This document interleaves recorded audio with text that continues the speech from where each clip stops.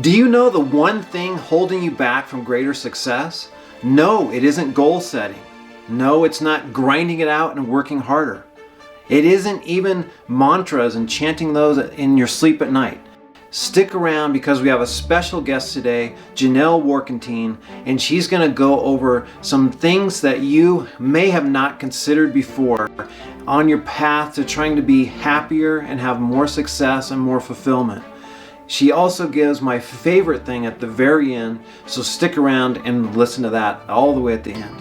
Enjoy.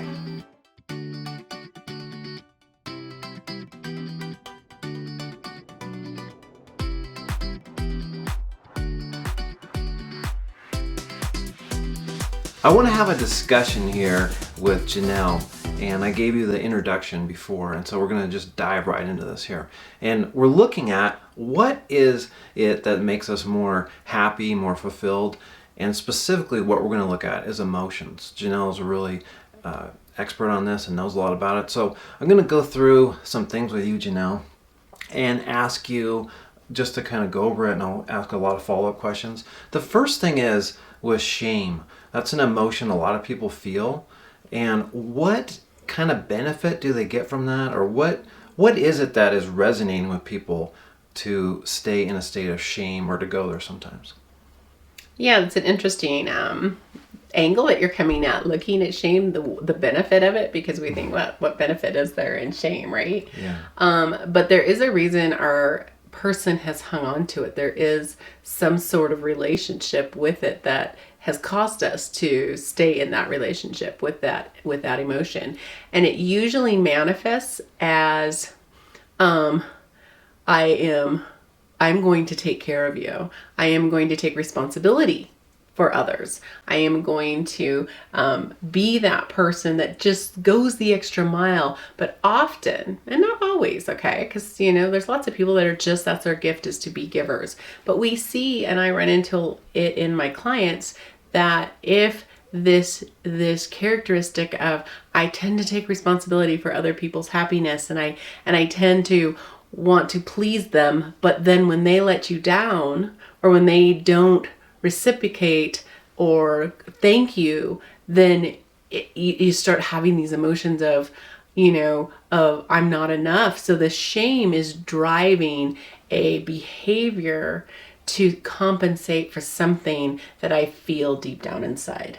And the body's storing that. I know you didn't ask me, but it's just part of it. It stores down in the gut. So we often see that we have some digestion issues with the emotion of shame.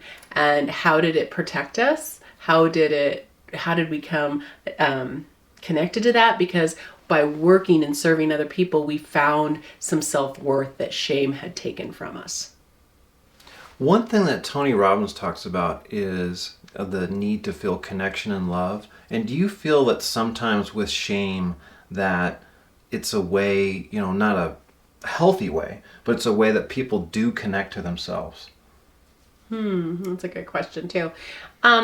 It's a way that they put salve, if you will, on a wound, on an emotion that's actually rooted in some trauma.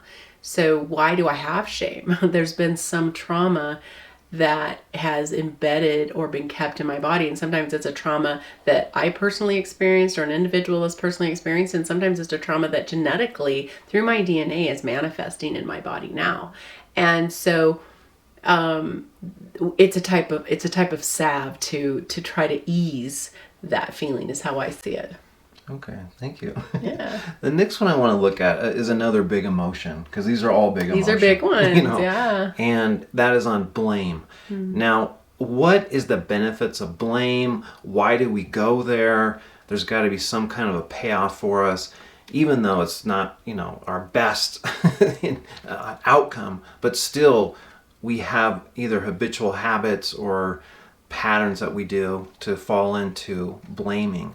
Can you talk a little bit about blaming and what is the root of that and what's causing that, and why do people tend to fall into that lower vibration? Because this is all about vibration, and like shame is really low. and blame is kind of partners with it. It's right there next to it. Yeah. Yeah, we tend to blame when we are wanting to feel or ease a guilt.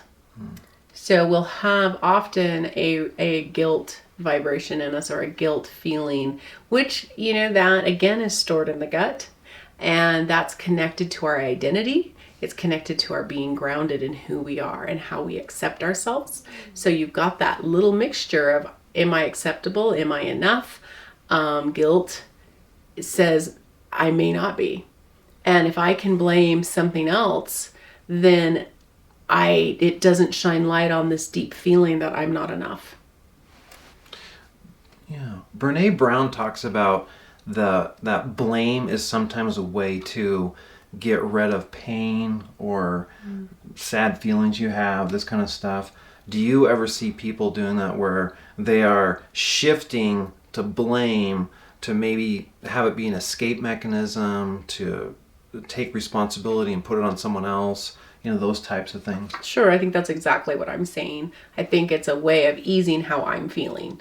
I feel guilt. I feel an embarrassment. I don't feel enough. And if I can put the focus on the weather, another individual, and it keeps me safe. A lot of these are a mechanism that was designed to keep us safe, and in a not healthy way, in a low vibration way. But I'm not going to pour more guilt and shame on it. I just think, really, I think as human and in our human nature, to be safe is a need.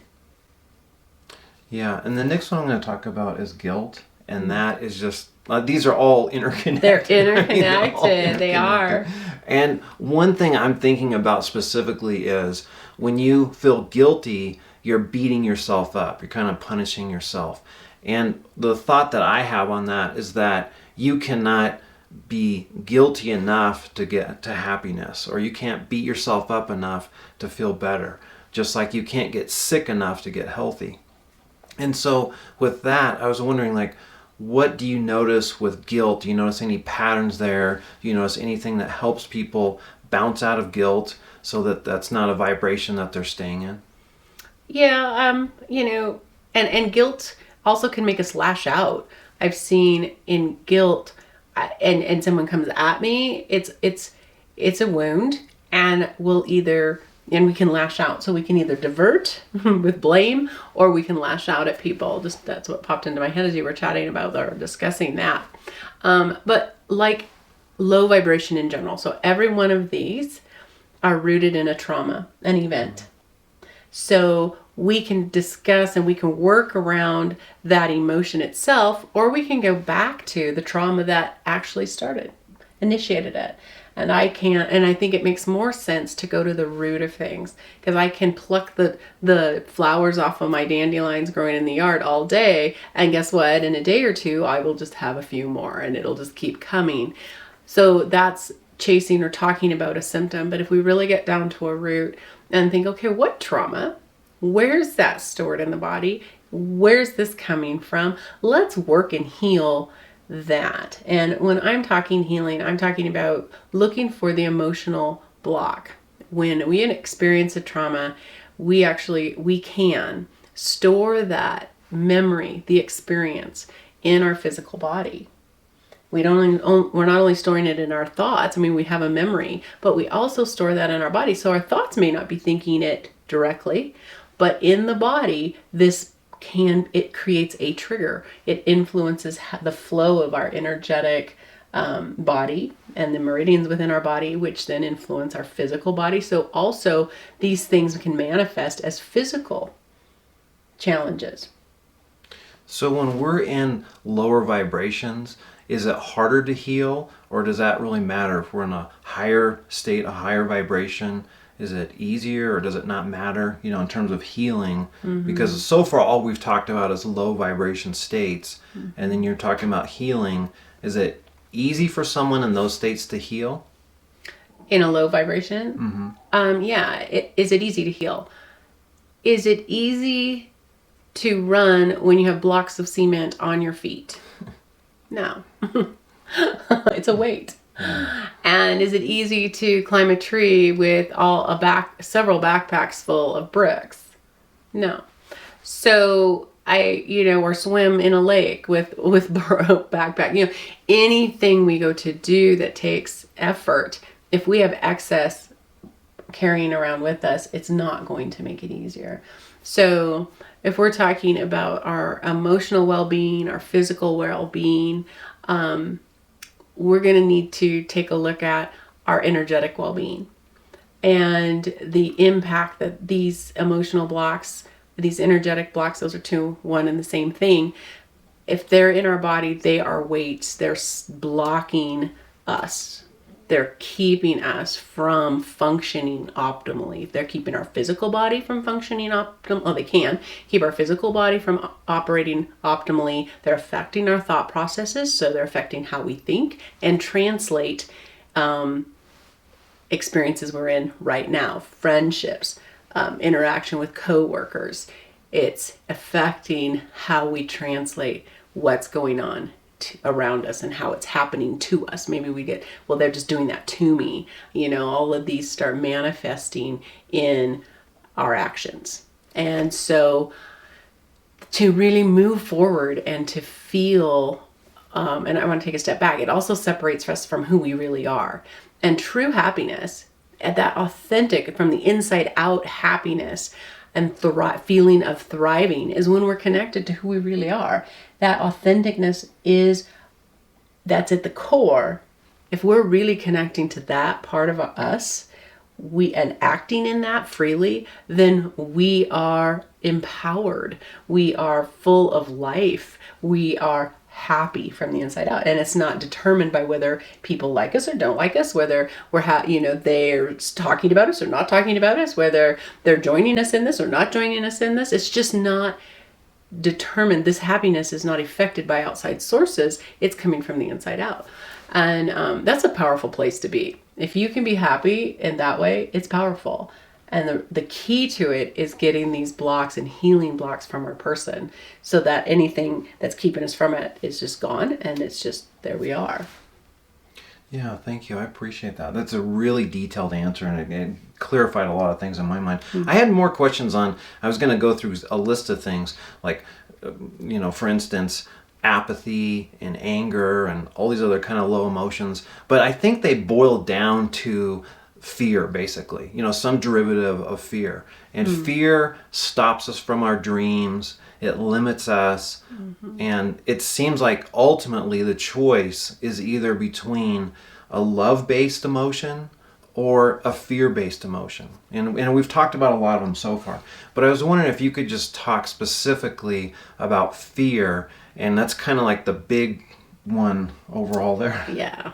It's our lowest vibration. Mm-hmm. Fear is the lowest vibration. And if we go back to and we look at, back in the day, so the day when we're living with dinosaurs and you're being chased down, fear kept you alive.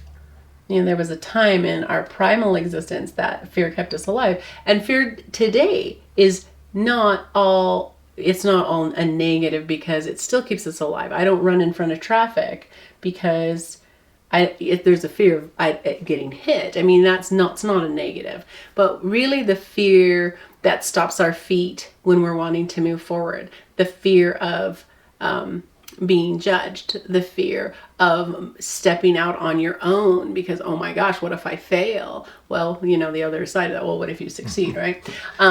So fear, we need to look at, fear will tag and have tied onto it guilt and shame. And we think, oh my gosh, I'm just so fearful. I'm afraid to step out of the house. Some people live with that. That's a reality. And right on it is, I feel so guilty and shame. I have shame around that. They ride together. And fear ties to our root chakra. And then you have guilt and shame, which is your next two chakras up into the body. So they correlate and they work together for us or not so much. But we need to look at fear in a new way. We need to look at when we have any kind of fear that we're working through or we can see in our life. I'm afraid to speak in front of people, anything. And you're like, man, I want to work past that. The first step to working past it is like, well, at one time in my life, that fear was protecting me. So it's really not my enemy. And even if it was through a lens of a child, you had an event that set a fear of stepping out in front of crowds. What could have happened? But that fear was like, that was so embarrassing, or whatever the event happened to be, I cannot get that I'm going to protect you from that. So that fear is a protector. Through the lens of a child, it made sense. But now that you're trying to and ready to move forward, we need to really see step one. We need to see fear not as our enemy necessarily, even though it is the lowest vibration. But we need to see it at the time it was our friend. And that starts to ease the guilt and shame thing. And then we can take a look at fear in the eyes and say, okay, great. Now, fear, at the time you were protecting me. Thank you. Thank you for helping me out. Now, let's give you a new job. I don't need that kind of protection anymore. What kind of protection do you need? Or what would you like that fear to have? What job would you like that fear to have? So fear can either go away, ask it to, that's done. I don't need that kind of protection anymore. And then you can just set up a new belief. And what do you really believe about yourself right now? And create that new understanding. And you can give that fear a new job and say, okay, I really want to be like, this is what I did for myself, because I was afraid of my several of my gifts, my intuitive gifts, because of my experience through the lens of a child. I saw them as, wow, that's so embarrassing, so overwhelming. So, and so I created this fear, and this fear protected me, and I just shut those down. And every time that was going to happen, I could shut that down because fear was there to remind me that's not safe. But as I'm wanting to develop who I am and really grow and raise my vibration, because your question earlier was, let's raise our vibration. Yeah. Well, we need to resolve these things. We need to work through these things to raise our vibration. And so as I address and talk to my fear, it's like, thank you for protecting me. At the time that made sense. But now I am an intuitive and I'm stepping out into who I am. This is my goal. Now, fear, you have a new job. You're to tell me when I'm not acting in my intuitive self, when I'm not interacting in my authentic self, because that's really protecting me now. That's your new job. And that was remarkable. And the more I find and grow through, because this is our journey work, the more we find and grow through the fears and the different guilts and shames and what fears connected to that, and doing the work, our entire physical bodies elevate vibrationally, and our emotional selves elevate vibrationally, and our energetic self. Well, what does that mean? That means you are overall healthier. Your well-being increases. My experience is that our well-being increases as our vibration. Do we get as sick as much? I don't believe so. Do we, are we as prone to feel and be influenced by other negative people around us? No, it's just your vibration can raise so much. It's like I heard a teacher of mine express, if you were in an airplane and people are throwing rocks at you and one another and you're up here in this airplane, are you going to care? No. If you're down on the ground, you might get nailed with one. You're going to care about it. Yeah. But as we raise our vibration, what influences us and what impacts us or sways us, what may have swayed us before, just doesn't anymore. And I have personally experienced that. Yeah. Thanks for watching this video. This is part of a video series, and this interview will continue on the next video. I want to appreciate you for watching this, and if you can hit like, and if you haven't already subscribed, that really does make a difference. When you hit like, it impacts the algorithms, and more people get to see these positive messages. Thanks for being here. I look forward to seeing you on the next video.